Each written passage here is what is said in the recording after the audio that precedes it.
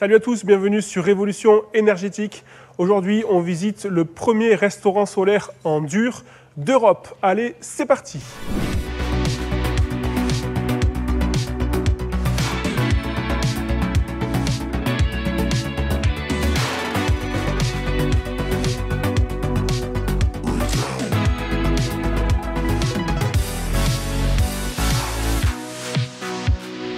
Nous sommes dans les quartiers nord de Marseille, au Présage, où la petite guinguette solaire a construit son restaurant en dur, un restaurant définitif. Et à l'origine de ce projet, il y a Pierre-André Aubert. Bonjour. Bonjour. Merci de nous accueillir encore une fois ici. Donc, pour rappel, vous êtes chef cuistot, vous êtes aussi ingénieur et donc fondateur du Présage. Et là, donc, le restaurant va ouvrir dans une semaine à peu près. Exactement. On est en plein mois de juin, c'est une période idéale, Oui. a priori. Mais comment fonctionne ce restaurant solaire? On voit deux grandes paraboles. Ici, à quoi elles servent? En fait, c'est très simple. Les paraboles que vous voyez là servent à concentrer la lumière. Donc le soleil va rentrer à l'intérieur, puis ensuite va être concentré. Tout ça, ça va être envoyé à l'intérieur du fourneau, dessous à l'intérieur, et ça va être envoyé sous une plaque en fonte. Et en fait, c'est ce qu'on va voir après en cuisine. On a une grande plaque en fonte. Au centre, ça chauffe très fort. On monte à 450 degrés. Et après, on déplace sur les côtés pour avoir les autres températures. Et voilà. Pourquoi il y en a deux? Alors il y en a deux parce qu'il y a un côté on va avoir un fourneau avec cette plaque pour pouvoir cuisiner avec des casseroles, et de l'autre côté on va avoir un pour faire un four qui est vraiment plus classique comme dans un restaurant, mais aussi comme à la maison. On a un four et ça tourne et ça fait de l'air chaud à l'intérieur. On est sur quel ordre de puissance là, qui, au maximum qui peut être transmis? Alors on a soit la puissance qu'on arrive à collecter. Là on va être à environ 6-7 kW. Mais en fait, ce qui est intéressant, c'est comment on la transforme après en chaleur. Parce que finalement, si on devait avoir la même puissance par exemple en gaz, il nous faudrait un brûleur à gaz sous la plaque en fonte, l'équivalent à 10-12 kW. On se demande aussi comment vous faites pour suivre la trajectoire du soleil qui évidemment bouge tout le temps au fil de la journée. En fait, il y a simplement des capteurs qui permettent de faire du tracking et de suivre finalement le soleil et de permettre que ce soit toujours dirigé là où on souhaite que ça aille. C'est automatisé, c'est ça? C'est la Oui, petite oui, boîte oui. noire qu'on voit ici? Exactement, voilà, c'est une petite boîte noire et des petits capteurs sur le côté qui permet du coup d'automatiser à la fois le suivi et puis en fin de journée, hop là, que ça se remette en route pour le lendemain matin. Et c'est une simple chaîne, on voit derrière une chaîne qui pousse. Voilà, c'est un système motorisé, donc on a un moteur, un capteur qui permet de diriger ça et de pouvoir avoir quelques fonctions en plus, d'aller dans un sens ou dans l'autre. Ça nous permet d'avoir un peu toutes les fonctions nécessaires. Ok, on va passer donc en cuisine pour découvrir la table de cuisson. Ici, on se retrouve côté cuisine, et c'est vraiment ça la spécificité de notre fourneau de cuisine solaire, c'est qu'en fait, le miroir il est dehors, mais nous on cuisine à l'intérieur. Et ça, c'est quand même super pratique. Donc là, en fait, on est sur notre fourneau. Ici, au milieu, ça va être très chaud, donc on va avoir un feu fort.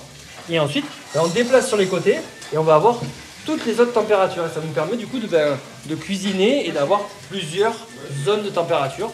De l'autre côté, on aura le four. Et là, c'est un four très classique, inox, où on ouvre et on a nos différents étages où on peut mettre des plats à l'intérieur.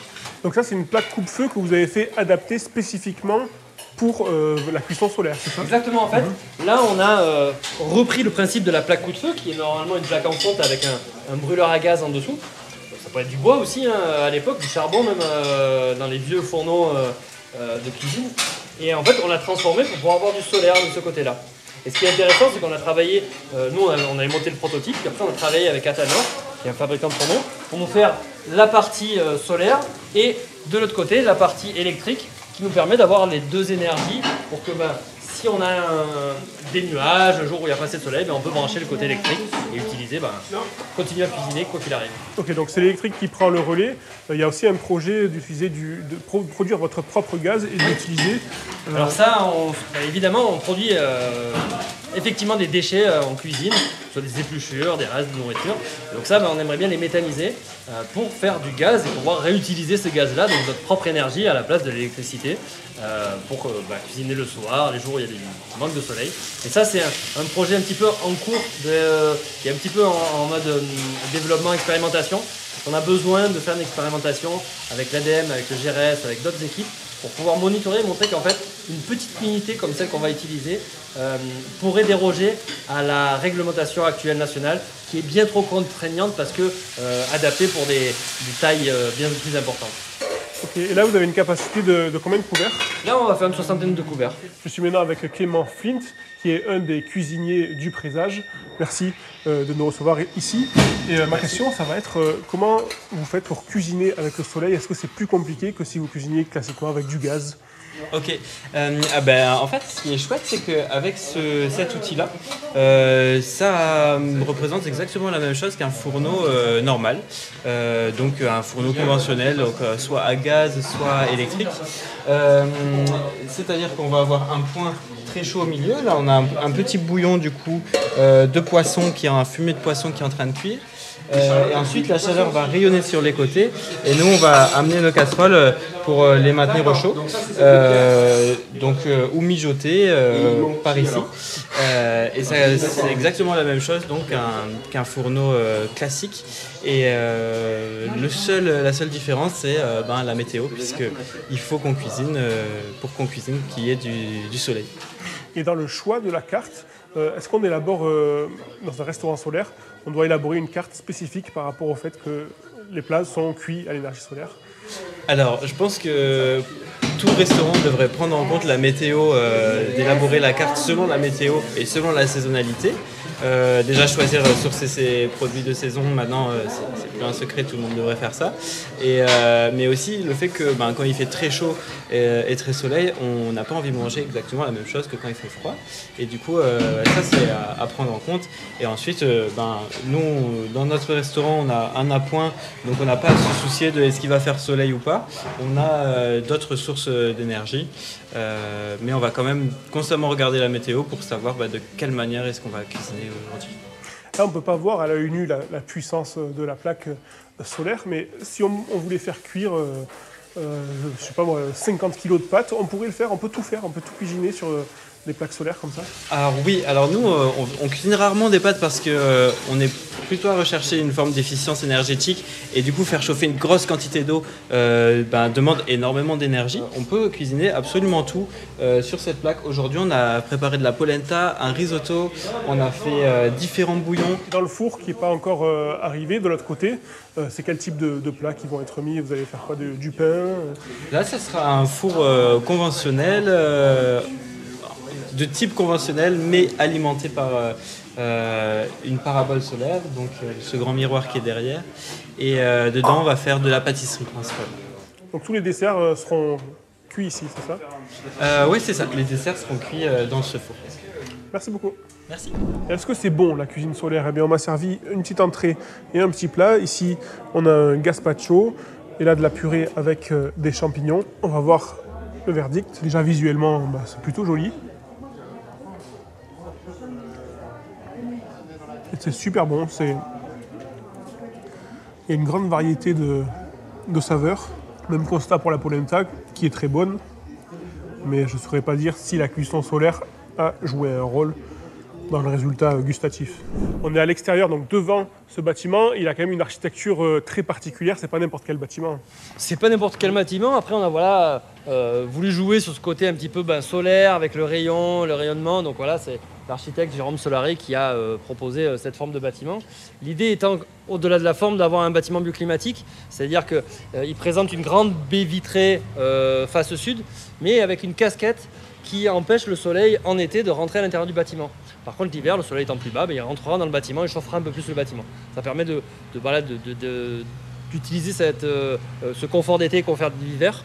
On a une pergola et au-dessus on a aussi des panneaux. Alors, c'est des panneaux hybrides Dual Sun qui fonctionnent. Un côté ça fait de l'électricité, l'autre côté ça fait de l'eau chaude. C'est intelligent parce que ça maximise à la fois la production d'électricité et la production d'eau chaude sanitaire. Donc voilà, ça nous alimente pour le restaurant, pour les douches, pour Il y a quelle puissance de panneaux solaires installés sur le toit? Sur le toit, il y a l'équivalent de 3 kg d'installés. Ok.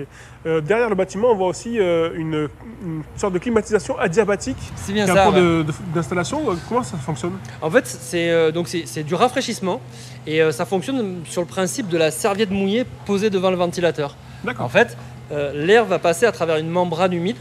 Et quand il va passer, l'air, il va vaporiser, l'eau va se vaporiser dans cette membrane. Et ça, en fait, ça enlève de la chaleur.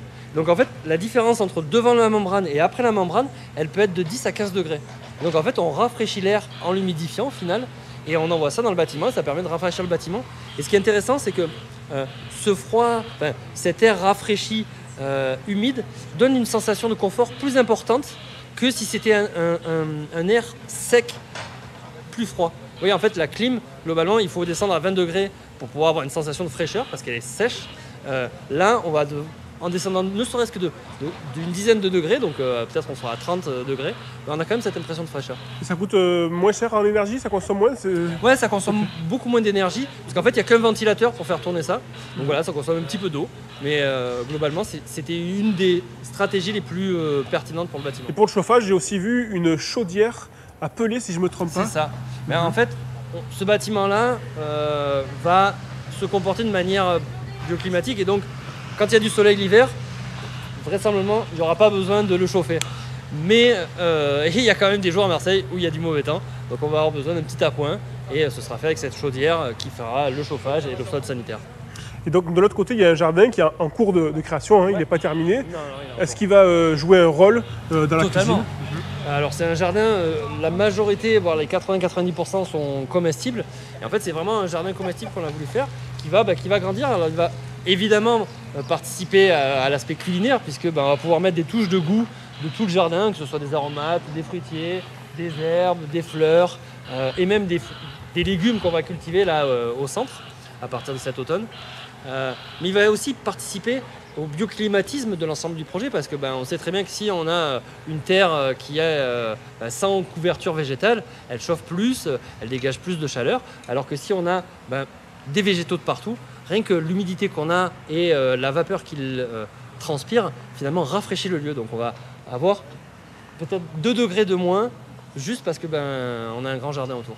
Et pour terminer, quel est le coût de l'opération? Parce que c'est quand même un grand bâtiment, il y a plusieurs techniques qui ont été mises en œuvre pour la première fois ici. Après voilà, il y a des choses qui ont été mises en œuvre. Après il y en a plein qui sont du bon sens et qui existent aussi, qu'on a rassemblés au sein du projet. Et en gros, on compte un tout petit peu plus de 2 millions d'euros pour l'ensemble du projet. Que ce soit l'achat du terrain, l'aménagement, la construction du bâtiment, l'équipement, la gestion de projet, les honoraires de tout le monde.